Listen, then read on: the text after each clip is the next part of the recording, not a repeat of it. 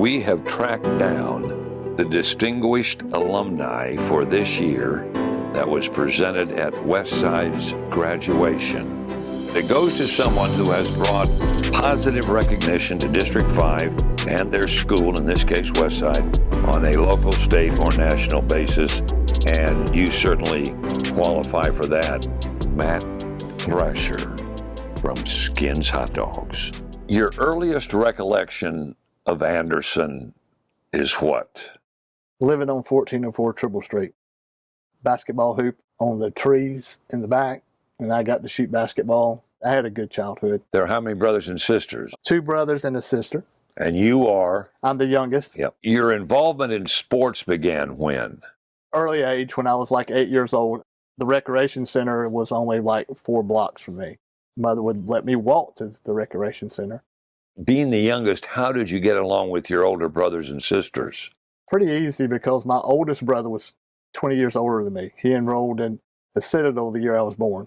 And then my middle brother, Mike, who's in the business with me and Wayne, he's 15 years older. Yeah. And then Becky, my sister, is 7 years older. So I had 3 dads and 2 mothers, and I couldn't help but do the right thing. So. Tell me how it was at Westside. Do you start playing ball your freshman year? I started my freshman year on the baseball team. What did you play on the baseball team? Third base. Basketball. I played 3 years of varsity, but I made a huge mistake my 10th grade year. I wanted to go back down to JV. And a lot of my friends were on the JV, and I was intimidated, to be honest with you. Really? Yeah. Who was your basketball coach? John Moore. Looking back on your time at Westside, how did that impact you going forward, do you think? Very much so. I mean, you had the integration. I was the only family member that went to Westside. Of course, I had Coach Roberts that kind of mentored me through. He coached me at the Y some. Dickie Smith did. It very much impacted me on how to get along with people and how to get along with different cultures. I kid people all the time. I grew up half black. Yeah, so yeah. You can't see it, but I did. So, Yeah. I mean, I played football just because my friends played football. Yeah. And I was a big guy, and they put me at center. I was lifting weights between my 8th and 9th grade year, and Coach Roberts came in and says, "Come with me." He said, "You're going to be my quarterback 3 years from now." I said, "You got the wrong guy. I'm not a quarterback." He said, "Oh, yeah, you are." He said, "You're a point guard on the basketball team and a shortstop on the baseball team. You can quarterback." When I would see him later on in life, I'm talking like, when he was old and I'm old, and he would always go, "That's my quarterback. That's my quarterback." So. During this time in your life, we only had one Skins. What was your relationship to the store and your dad? The relationship with my dad was wonderful. I would go down there some, but very rarely. Really? When I was young, Yeah. I can remember going when Mother would pull up, had steps. Yep. At the time, I would go in there. And so I would wait and wait and wait, but he would serve everybody in there, and then he would give me and my mother hot dogs. It's kind of a blessing that I went to Westside, because a lot of people didn't know that he was my father. Okay. If I went to Hannah, they would have known that Skin Thrasher was my father, and he was legendary. He was a legend. He was that. Tell me how he came back from the war and how Skin started. He came back from the war in 45. He was banged up, shot up. And he didn't talk much about that. No, he did not. My older brother served in the Air Force. He was on the mainland mostly. Yeah. And Mike, he got drafted, but then they had a child. Yeah. Daddy would talk to me about the war a lot, watching Vietnam. Okay. And I learned a whole lot. He was missing in action. Yeah. He was a POW. He got wounded twice. He has 2 Purple Hearts. And then he was declared dead. 140 days of combat. He'd been through a lot. My mother had been through a lot. He come back. He started to be a shoe cobbler. So he bought what's now Skins, the old original store, in 1946 from Doc Jones. What had it been? I think it was like a community store, a luncheonette or something like that. Yeah, my daddy went through a depression too before he went to World War II. Yeah. Mother she was the driving force. Yeah. She did all the books, and she was the disciplinarian. My daddy would let me do anything I wanted to do, to be honest with you. Yeah.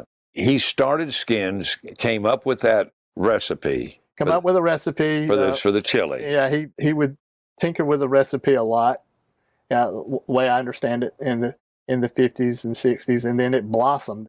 In the late 60s, early 70s, they started letting people sit down. Because up until then, you just walked up, took your hot dog, and walked away. Looking back, I think the biggest thing that happened there is that they had 3 mills around it, and you had the Abney's corporate office there. Yeah. So you had people coming from all over the state there.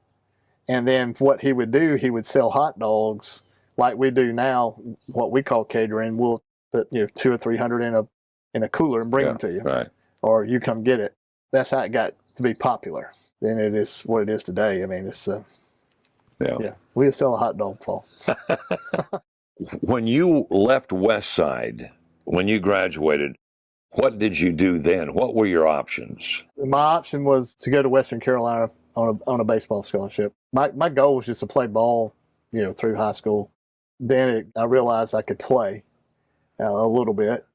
I wanted to get a scholarship. Yeah. And I signed with Western late in the year. I was going to Winthrop and decided at the last minute to go to Western Carolina. Got the computer information systems degree. How did you do at Western?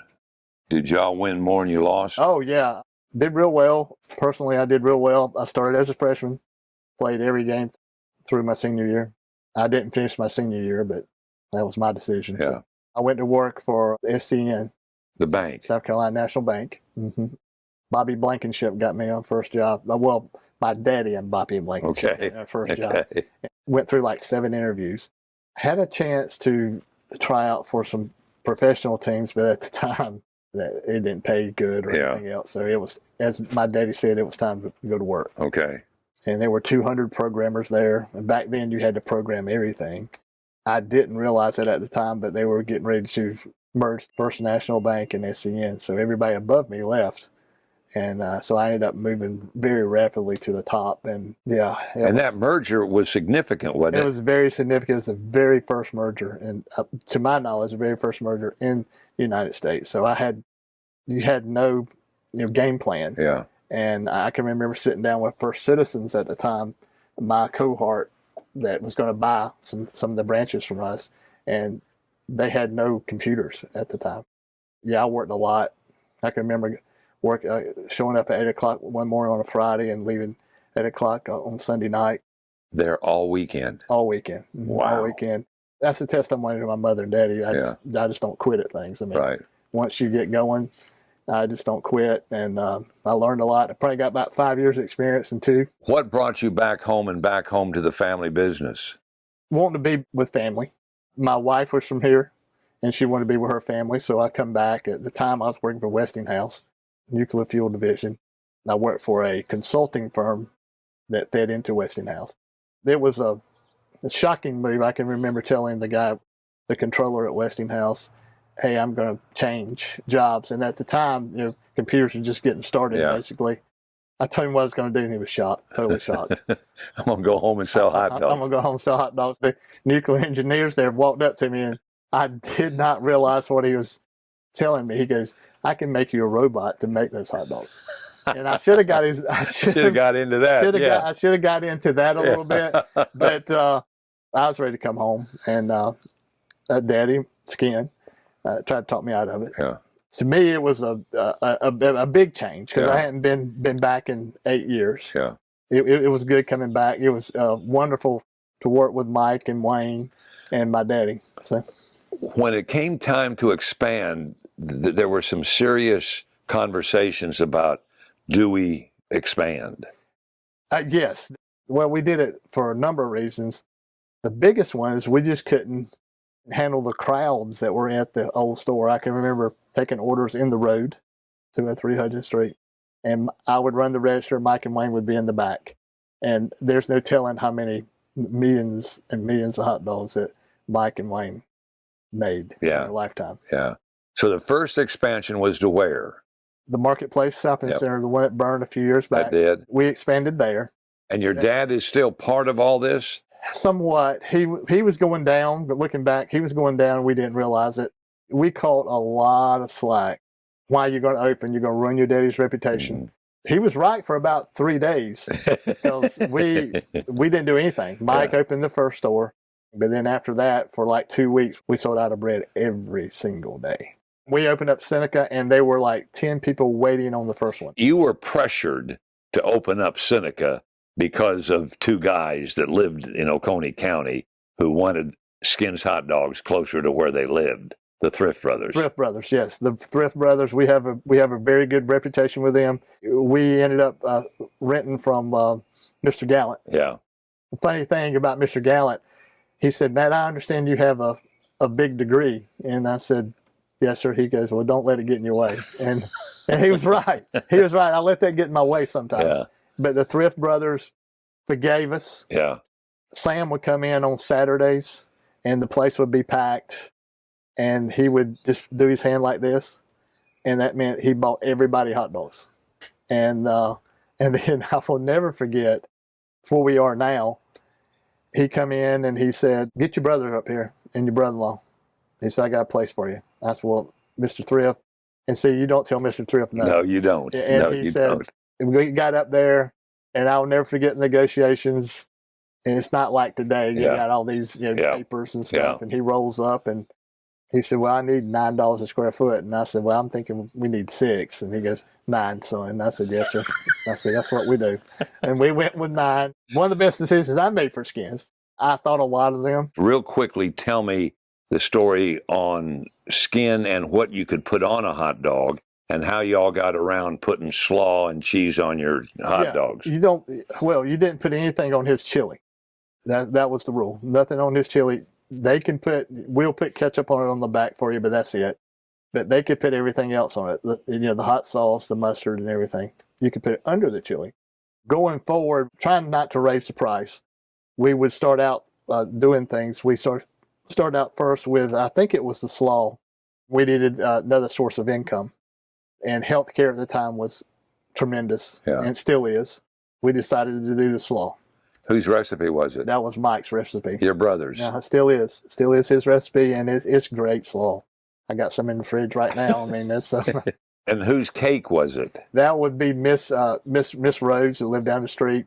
We talked about it, and at the time, Steve worked for us, and he was a childhood friend, and we talked about Mother's recipe. She had a recipe for it, but hers had just raw eggs in it, so you can't do raw eggs commercially. So we used her recipe. Still doing it. Still doing it. We've tweaked it some. Oh, it's going like gangbusters. And that paid for our insurance for a while, too. If you work 30 hours or more at Skins, you get health care. We have health care. We have profit sharing, which is our 401k. Yeah. We try to take care of our people. You do. And that's why you have some there for 20, 30 years. Yes. Tell me about some of your big orders that you've put out over the history of Skins. We've had some very big orders. Bosch and Lung in Greenville, we used to do theirs a lot. And then there was a couple of there in Greenville that we'd do late at night. I can remember I felt like I needed to do it, or one of my nephews, me and my Russell Harbin or Jamie Deaton, we'd take them at 11 o'clock at night. 3,500 for Bosch and Lung. And then Duke Power, Michelin, we still do a lot of Michelin tire. You were kept busy during Helene. Right. We kept busy during Helene. We had 4 different girls from the op centers calling us, and it would start about 6:30 in the morning. They would call me and say, "Hey, can I have 500 hot dogs by 10 o'clock?" And then we would get Russell, the nephews or great nephews, and Jamie and Brian Brooks, who is a childhood friend, has been with us about 25, 30 years. By the time we get to the store, that 500 turned into 1,000, and then it was crazy. And this was to feed the crews that were here, putting the power back into the homes. Right, exactly. We fed them, and if there's a disaster, they knew they could get it quick, and we'll go do it. We did that in Seneca too, with the tornado come through. The tornado come through. That was right before COVID. That was probably the toughest time that we had ever had. Probably our whole family. We were feeding the DOT at the time, South Carolina DOT, and we had to do it in 2 different counties for some reason for red tape. And I woke up. Mike Sutherland built some buildings for us. He said, "Your building's on fire." And I thought he was talking about Skins. Well, it's the whole shopping center there at the marketplace. Well, our whole family was in Clemson and Seneca making hot dogs for people for the tornadoes. And your store's burning down in Anderson. Burning down. And Mike got there. I was the first one there because everybody had left. I was going to come in at the tail end of it. And he got there. And I remember him telling me, he goes, "We're done." It was a week into COVID. I think a week into COVID or 2 weeks into COVID. Yeah. And I thought, wow, we're done. This is it. This is where Skins is going to end right here. But it turned out all right. Yeah, it did. It turned out good for us. Go down the list of who's involved in Skins now. Skins started it, then his 2 sons got involved, and his daughter's husband got involved. Right. We took it over when he retired. Mike come in first, then Wayne, then me. Daddy ran everything out of a cigar box. Tell me what? A cigar box. A Tampa Nugget, Golden Nugget, or whatever? Yes. Okay. A cigar box. Put $500 in there on Tuesday. Whatever we sold and whatever we gave to the vendors coming out on Saturday night, we'd put $500 back into the cigar box, and then we'd split it 4 ways. And that's how we did business at Skins. That's how we did business at Skins. It covered everything academically, first in, first out. Yeah. You know, make sure your inventories are under a certain percentage. Yeah. Make sure your labor is under a certain percentage. So at the end of Saturday night, we're not done by no means. We made sure there wasn't one pack of bread on the floor. Yeah. No drinks. Yeah. Everything was just in time. And so who's working now? How far down the lineage has it gone? We into the 4th generation. When we first started, people don't realize, Kay, my wife, waited tables. Yeah. Beth waited tables. Becky waited tables in between their regular jobs. Yeah. So it's truly a family business, and it keeps on going. It's truly a family business now, more so than when we got in it. How many stores? There's 11 stores and plus the bakery. One of my favorite stories is I was working in Malden, and the lady said, "This doesn't taste like the original store." And I said, "Oh, I'm sorry." I said, "It all comes in one pot, so don't worry about it." Yeah. He says, "Well, it just don't taste like. I'm gonna go back to the original." And she kept talking, and I said, "Well, ma'am, where do you think the original is?" She says, "Oh, it's over there on Mills Avenue in Greenville." I said, "No, ma'am, it's in Anderson." And I said, "It's been there since '46."